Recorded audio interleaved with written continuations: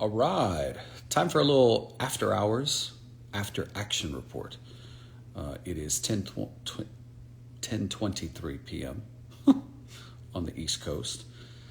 Just got into bed, and actually I'm hopping a flight to Toronto tomorrow, but kind of just wanted to talk through what has been the last week.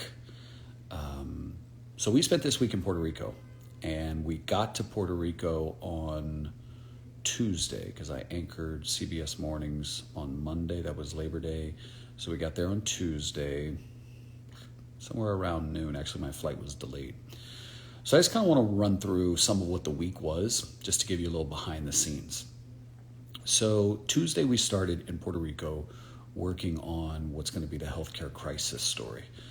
And before we even got there, I heard from doctors and nurses and medical students, government employees, about how dire the situation is on the island. There is a lack of specialists. And let me tell you about one moment. I went to interview the Secretary of Health, and he was telling me, David, we have 17 neurosurgeons on the island. And I looked at him and I said, 17? And I picked up my phone and I said, hey Siri, what's 3 million divided by 17? And I think it was something like 188,000. And so Siri goes, 3 million divided by 17 is 188,000. And I said, you have 188,000 people for one neurosurgeon? One neurosurgeon for every 188,000 people? And he goes, yeah. And I was like, wow. And it was just, it was like an incredible moment sitting there, processing and realizing just how dire it is. They only have a handful of cardiovascular surgeons. They only have a handful of orthopedic surgeons. On the southern side of Puerto Rico, the southern part of the island, there are apparently only 2 ear, nose, and throat doctors. So my team and I were talking, and it was like, we gotta get out of San Juan. You know what I mean? We gotta go to places, because oftentimes the doctors are telling me that some of the sickest people live outside the metropolitan area. So we go down to, my producer goes down to Ponce, and he interviews this doctor. And as it was described, because I was in San Juan interviewing some other folks. So the producer goes down there, and the doctor says to him, I'm seeing 60 to 70 patients a day. Not because he wants to, but because that's what it takes to actually handle the volume of people who need to see him. But that's what it takes to make money, because apparently the rates that insurance companies are paying doctors is so abysmal compared to what it is in the States that doctors have to see that many patients a day. If you go and see a doctor in Puerto Rico, you might wait 5, 6, 7 hours. You'll sit in the waiting room for that. Or if you're lucky enough and they'll call you at home and tell you that your number has been punched, then that's what happens. Anyway, this doctor told my producer that he had seen a man with tongue cancer, and the man with tongue cancer had been waiting 6 months to see him. And he told my producer that people who were calling his office that day to book appointments weren't going to see the doctor until next March. Just insane. So this doctor in Ponce was very happy to have us. Let's see, what else? I talked to some medical students, and I was going to interview one of them, and they showed up in mass, like, I don't know, 18 of them. And initially I was like, I don't want to do, I want to just interview that one person. But it actually worked out perfectly, because there was a moment in the interview where I said to them, raise your hands if you want to stay, if you want to become a doctor and stay working in Puerto Rico. And every single one of them raised their hands. And then I said, put your hands down if you think you're going to have no choice but to move to the States. And every one of them lowered their hands. Now, the reason they're going to move to the States, and they think they're going to have to move to the States, is because what doctors make in Puerto Rico is a joke, they'll tell you, compared to what doctors in the States make. What insurance companies pay doctors is just not the same. And so what happens is doctors from Puerto Rico who are so well trained, I'm telling you, these doctors and mechanical engineers and folks who come out of the sciences in Puerto Rico, they're so flippin' smart and they're so well trained that they go to the States and they get these great jobs. And remember, Puerto Ricans are United States citizens. So all they have to do is hop a plane And many of them go to Florida. And you go to Florida and all of a sudden your pay, soars. Listen, these are not money hungry, greedy people, okay? These are folks who are just trying to get a fair shot, quite frankly. But you know what? That's the same thing Puerto Ricans are asking for across the board. Just give us a fair shot. I interviewed the health secretary, and the health secretary was telling me that I think it's something, I don't want to give you the percentage and be wrong, but it's dramatic in how much less the U.S. government gives Puerto Rico for things like Medicare and Medicaid compared to what they give to people in the States. So much less. And we'll show you that in our reporting that's going to air in a couple of weeks. Regarding the lack of doctors. I was there when I heard about this case of a 25-year-old man who had on his birthday actually, had a seizure. And they took him to the hospital and there was no neurosurgeon that they could find. Now, it ended up being reported by a man named Jay Fonseca. And that's how I heard about it. And so I reached out to the family and anyway, went to see them that night at the hospital. And what they explained to me was there was no neurosurgeon available. There was a neurosurgeon intern, but they needed to see, a full-fledged neurosurgeon doctor. And they didn't see one until after the television report aired. Now, to be clear, it's not like the neurosurgeon was avoiding the guy. He just had a lot going on. And there are only 17 neurosurgeons on the entire island. So after this report aired on television, the neurosurgeon showed up the next day. They ended up doing the procedure they needed to do, which was a test of sorts to figure out, what the bleeding on the brain was caused by. But it just, to wait 8 days, and this kid continued. I mean, they actually showed me videos of, some of his seizures would last for 2 hours. And I thought they were like violent seizures, but it was like this thing where he was laying in the hospital bed and his eyes were flickering, almost like there was a light show. And then all of a sudden you see his head just kind of drop when the seizure ended. So anyway, that was another thing. We interviewed a nurse, and the nurse rode this electric bike up to the interview. And she's like, this is what I take to get to and from work. She really was protesting the pay for nurses. They recently got a pay raise after raising hell and high water. The government said they were going to pay them more.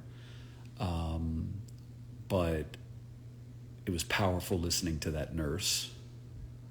We also were allowed to go inside Centro Medico.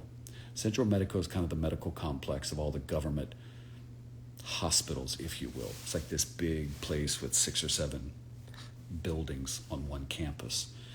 And it was pretty quiet and pretty smooth inside on that day. But outside, I ended up talking to a patient who had been at Centro Medico a few weeks prior when the power went out, because another story that we're working on is the power outages that are just constant on the island. Some people have them every other day. Some power outages last 30 minutes. Some power outages last 8 hours. And I talked to this woman who, she was in the ICU, and she actually called the power company, Luma, from her hospital bed to tell them, hey, the power's gone out. She was without power in the hospital for 2 days. She said, the only light I had was the light on my iPhone and the sun coming through the window. I also went to visit a woman in Bayamón, Puerto Rico, not too far outside of San Juan. And I want to say she's 58. Her name's Carol. She's on oxygen 24 hours a day. She has lung cancer. And she talked about what it's like when the power goes out and the machine that she uses for oxygen is dead. She has one portable, and then she has a larger tank that she can use. But she said for one of the recent power outages, she went through the portable, the batteries ran out, and she went through the big green tank. And she said, David, I was probably within 15, 20 minutes of not having anything. And this is just what they deal with constantly. Now, having said that, I went to Luma Energy's training facility. I watched some of their people training. By the way, there are 7 women who are a part of the lines person, They don't want to call them linemen anymore because there are women in the program, so they call them line workers, I think. Line people, line workers. And I had a chance to interview four of the officials with Luma, and they took all my questions. Some were a little intense. Some were friendly because the news has been good at times. In terms of the metrics, according to the Puerto Rico government, Luma appears to have met about 84% of the metrics that were set out for them to do. But one of the real negatives is they are horrible at communication.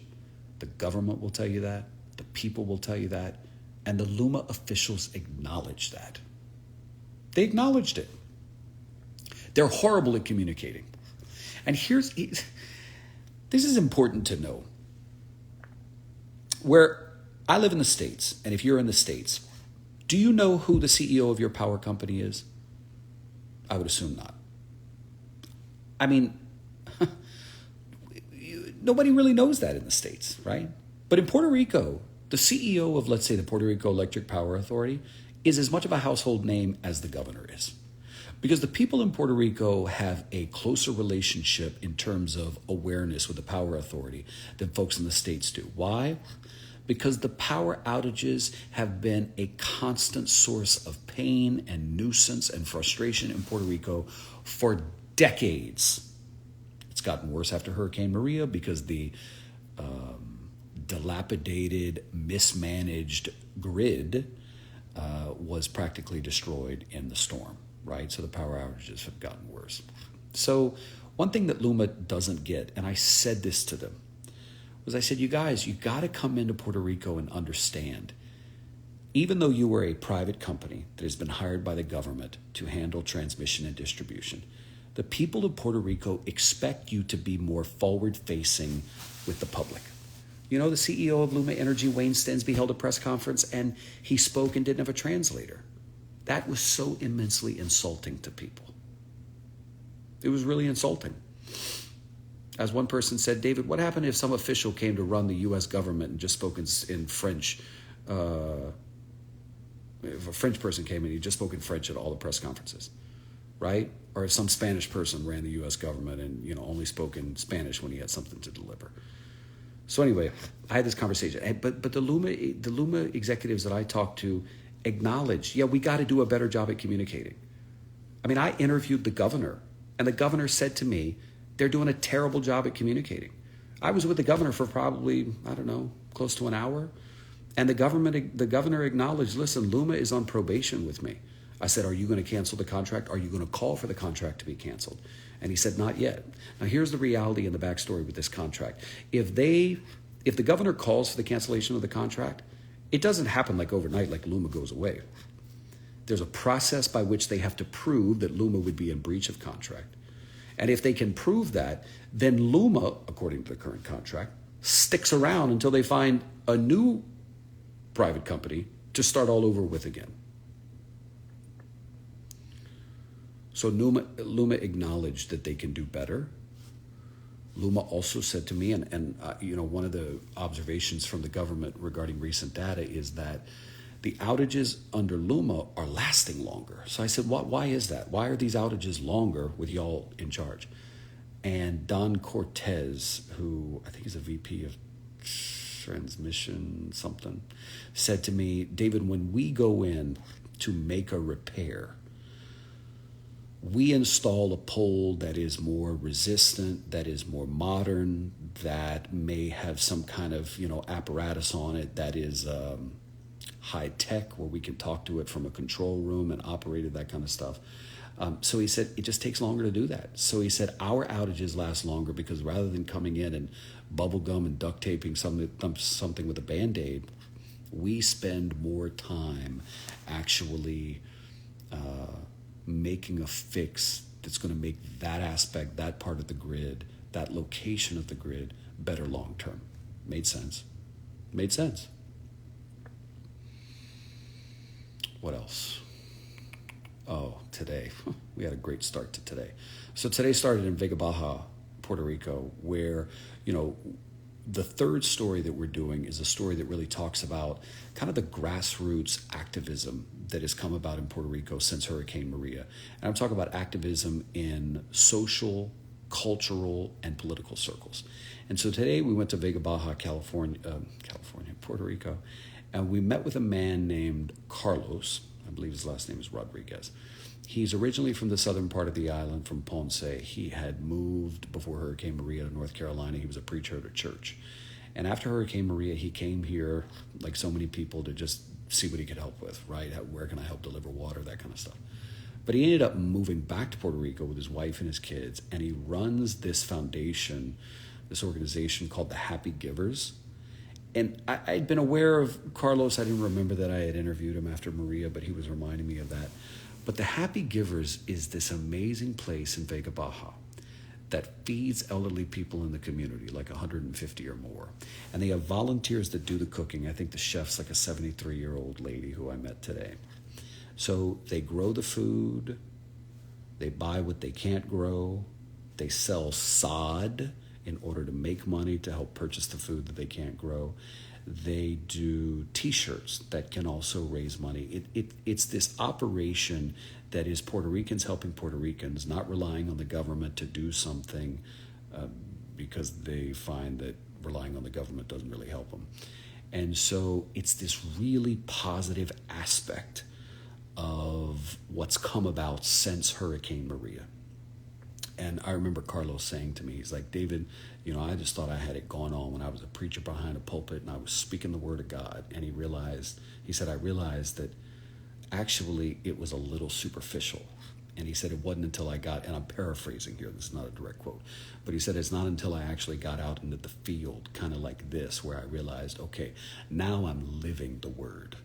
Now I'm living the mission that I'm preaching to other people. I'm actually living it. And I think he would tell you that he finds it far more fulfilling to live it rather than just preach it. What else did we do? It was literally a chock-a-block week, starting Tuesday up until I left today. I was supposed to go to Toronto tonight, but then the flight was delayed, so I got to get up in the morning and do that. Last thing I did today was meet a 95-year-old lady. Her nickname is Bad Monsi. She actually has an Instagram account if you want to go look it up, Bad Monsi. She is the grandmother of a scholar who's actually a part of our story. Oh, I want to talk about that in a minute. But anyway, this 95-year-old lady was remarkable. She said the key to longevity, she said, was sleep, which I need more of. No drinking, no drugs, smiling and laughing. And let me tell you something, this woman leads with laughter. So sharp. And I actually posted some pictures that I didn't ask for. I just went to say hello, and people were recording and taking pictures. And they got sent to me. And this woman's expression, like, she reminds me of my people down in Louisiana, the Cajun people. We are so expressive. And this woman's expressions were so dynamic without her saying a word. Like, there's a photo of her and I hugging, and it just says a lot. It's really sweet. So that was great. But regarding the scholar, her granddaughter, she was talking about, and you'll hear some of this, in 2016, there was a young man, I think from the Vega Baja area, I might be wrong, don't quote me on that, who started rapping, and his name is Bad Bunny, and he's like the biggest artist in the world right now, on the planet.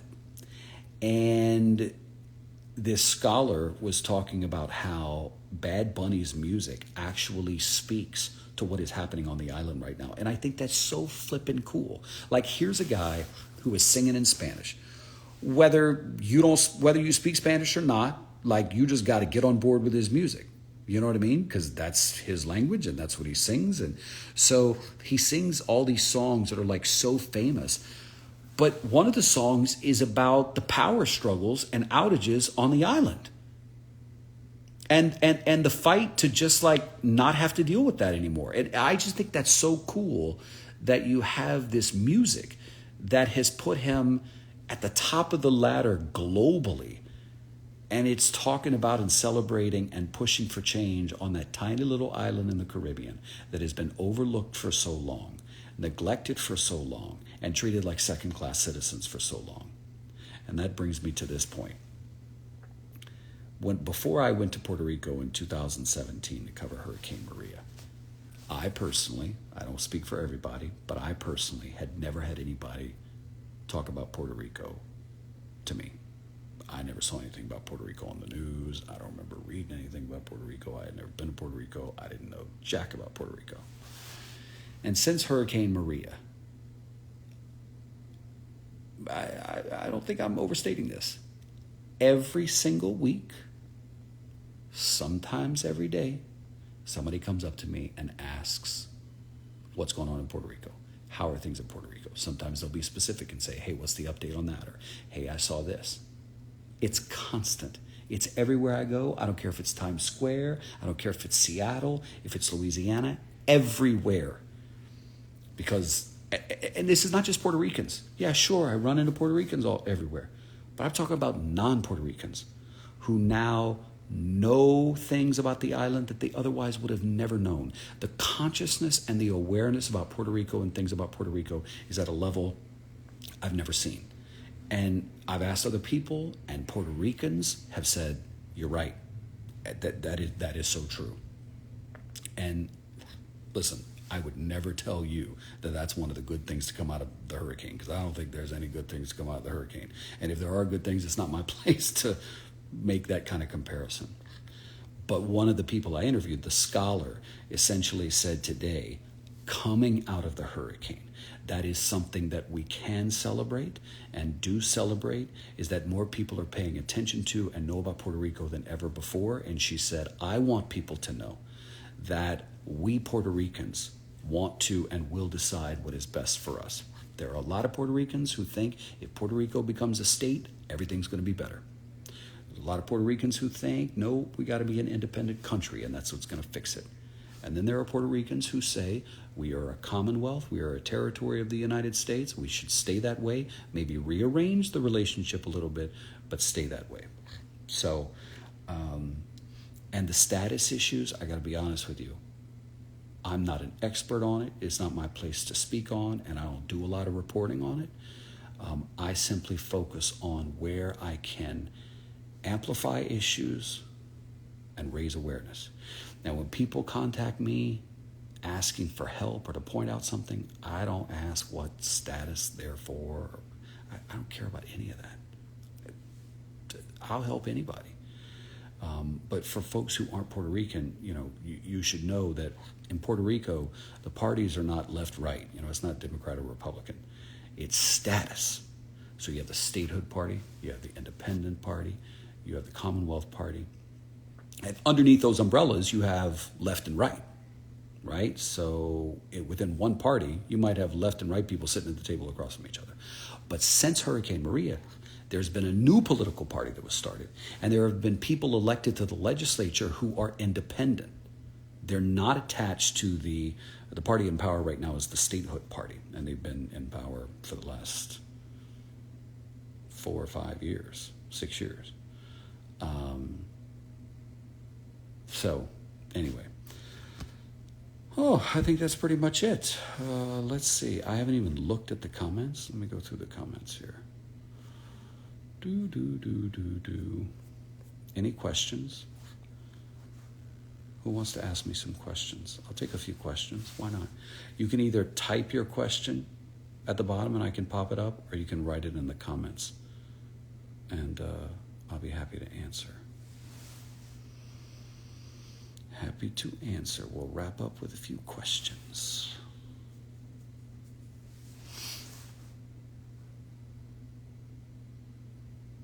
Oh, somebody mentioned solar panels. We're also going to talk about, there's this community called Adjuntas, where this organization Casa Pueblo exists, and they really have basically removed themselves from the grid. Not every home, but well over 50% of homes are solar powered. And so when the power goes out consistently on the island, these people in Adjuntas don't feel it. because they have essentially disconnected from that discombobulated disaster of a grid that, by the way, got that way because the politicians in Puerto Rico did it. They did it. The Puerto Rican politicians are to blame for the state of the Puerto Rico Electric Power Authority.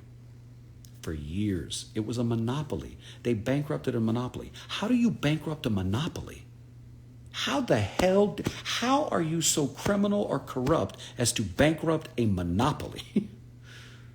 But that's what happened.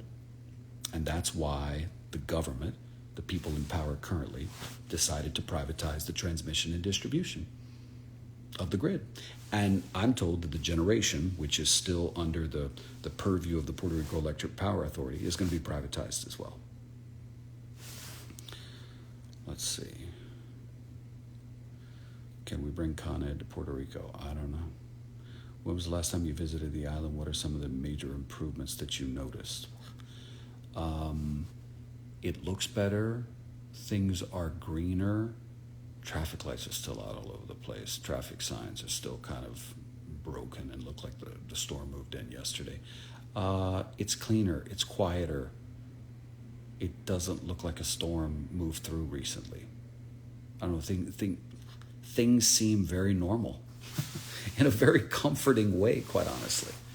But in a terrifying, frightening, and disappointing way, very little has happened in terms of major improvements. Very little. It's really sad. How do you feel about the governor not canceling Luma's contract? Not my opinion on that. I mean, I can tell you, he was pretty candid with me. He's really frustrated with them. I get the sense that the head of Luma may be replaced very soon, but I don't get the sense that Luma is going anywhere. Why haven't they changed the importing-exporting issues on the Jones Act? Listen, that's a story I need to do. It's a big deal. If people don't know, the Jones Act is this freaking law which says you cannot ship things directly to Puerto Rico from other places. You got to ship them to the U.S., put them on a different ship, put the American flag to ship to Puerto Rico. Why does that matter? Why is it a problem? Because that drives up the cost of things. It doesn't make sense. That's something I got to look into. It's 11 p.m. on a Friday. Why aren't you out partying? Sure, not a big partier. I love dinners, but I'm not a clubber or all that kind of stuff. Plus, I got to get up tomorrow and go to Canada. Running water, too. There are issues with the water. Whew, that's another mess. Let's see. Will you be following up with senators and congressmen to see how they will help Puerto Rico? Hadn't thought about it, but that's a good idea. How about Act 60? Will you speak about it? Good question. I spoke about it with several people, including the governor. So we'll see what makes it into the story. Frustrated with them? Don't believe that. I don't know what he's talking about. Have you talked to pediatricians and OBs? I've heard from some. I didn't interview any, but I've heard from some. Yeah. When is the show airing? I don't know. I was hoping it would start, the 3 reports we're doing would start on September 20th, but I don't know if the Queen's funeral is going to be on the 20th. So is there a world in which it might get pushed back? Maybe, but they'll all air. Don't worry about that. Yeah, somebody wrote education's a problem. Yes, it's another problem.